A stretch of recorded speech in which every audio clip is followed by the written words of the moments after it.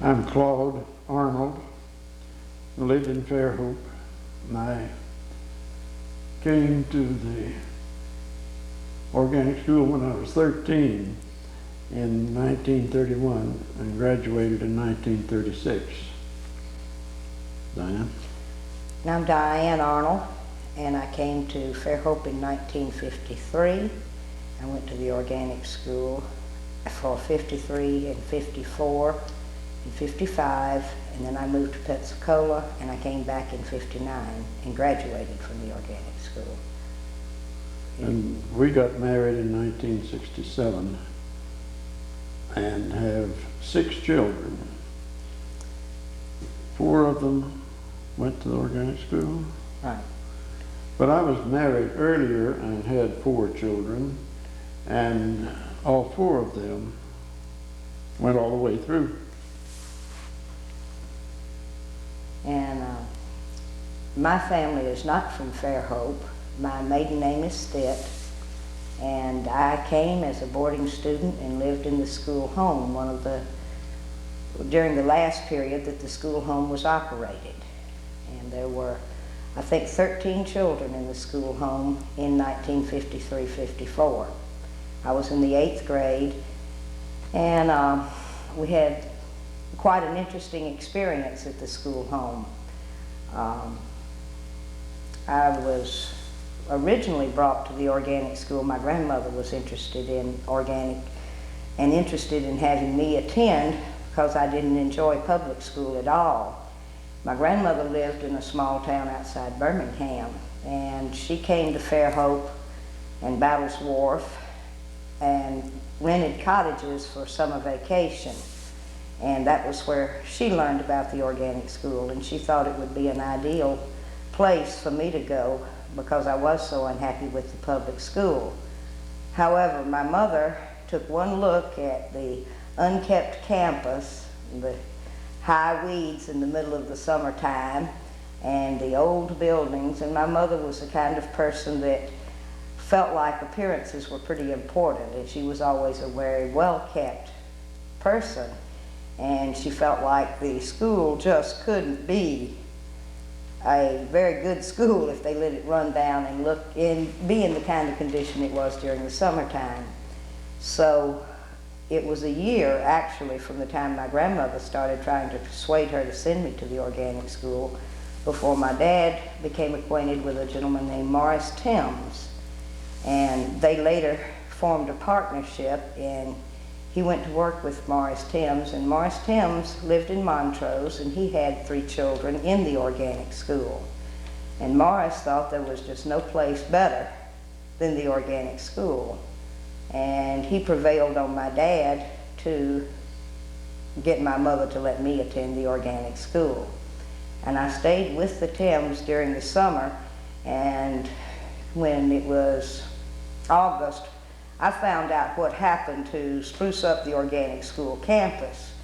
And in those days, the round table parents all participated, and they brought the kids with them, and they came down late August and had cleanup day. And there were people cutting grass, and there were people trimming flowers, and there were people scrubbing floors and cleaning the school home and washing windows. And I was a pretty spoiled little girl at the time. And one of the professors asked me to do something, and I said, "Oh no, I can't do that. I would get my hands dirty." And he teased me about that till the day I graduated, and I always enjoyed it because I really was quite a tomboy. But the only way I could figure to get out of the hard work that I didn't look forward to and wasn't used to having to do was to say I'd get my hands dirty. My mother was a public school teacher. She graduated from Daphne Normal School in 1916. And by 1929, we were living in East Texas. And when the crash came, my dad was working for the Cotton Belt Railroad and lost his job. And I had been particularly unhappy in school. I had a lot of friction with teachers and principals and many trips of parents to the school, and I just didn't like school at all. And so in 1929, my mother had heard about the organic school, and she was trying to get her children here. And so we moved to Alabama, and we settled in on a farm northwest of Bay Minette that her sisters and her sister's husband owned.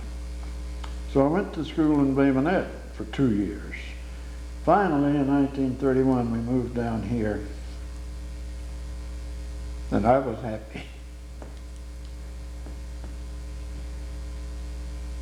Well, let's see, I think my memories of the school home were not real pleasant. There were good times, but I had lived in a boarding school. I went to a boarding school in Texas prior to coming here, and it was a very different environment. Here we had a great deal of freedom, and I wasn't really used to it.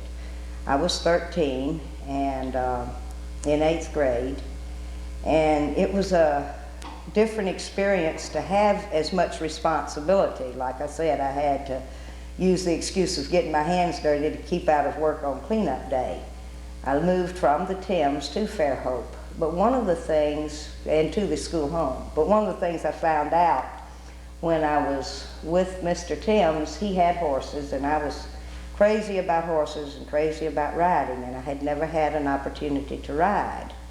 And he let me ride his horse, and we went on a number of rides together. But he told me about this wild woman in Fairhope, that as soon as I got down to Fairhope, I would run into Blanche Brown.